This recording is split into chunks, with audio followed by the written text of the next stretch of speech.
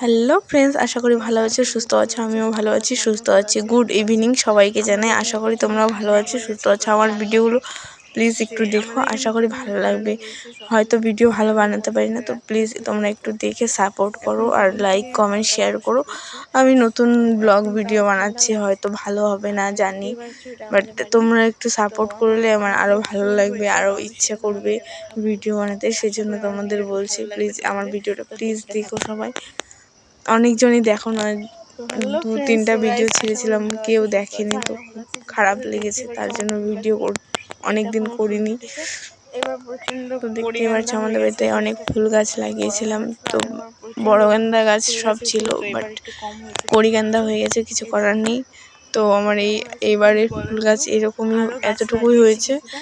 আগের বার অনেক ফুল হয়েছিল, বড় গাঁদা বেশি হয়েছিল, কড়ি গাঁদা কম ছিল, বাট এখন হয়নি এবার। তো আবার কিনে লাগাতে হবে। তো দেখতে পাচ্ছি আমার নীলকণ্ঠ ফুল গাছ, এটা সাদা নীলকণ্ঠ ফুল যেটাকে বলে। তারপরে নারকেল গাছ আছে, সুপারি গাছ আছে, কলা গাছ আছে। তারপরে এখানে একটা ফুল গাছ আছে, বাট এটার নাম আমি জানি না। তোমরা যদি কেউ জানো একটু কমেন্টে জানিয়ে দিও। আমি ফুলটা খুব ভালো লাগে, তার জন্য গাছটা কিনে লাগিয়েছি। আর এখানে আমার ফুলগুলো খুব সুন্দর লাগছে।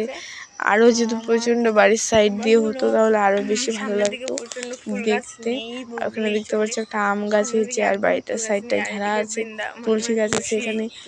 তারপরে ওখানে একটা ফুল গাছ আছে, তোমার কি জানি বললে এটাকে, আশা করি ভালো আছো। এই সাইডে একটা টগর ফুল গাছ আছে, আমি জানি না কে কি বলো, সাদার মধ্যে মানে 2-3টে পাপড়ি হয়, তো ওটাকে আমরা টগর ফুল গাছ নামেই চিনি, কে কি বলো জানি না।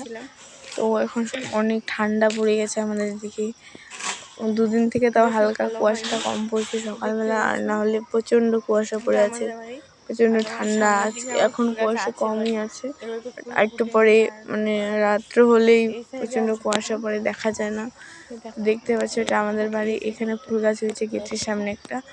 তো কেমন হয়েছে ভিডিওটা, আশা করি তোমাদের ভালো লাগবে, সুস্থ ভালো লাগবে খুব। তো প্লিজ একটু কমেন্টে জানিও। আমার খুব শরীরটা খারাপ, তাই ভিডিও বানাতে পারি না বেশি।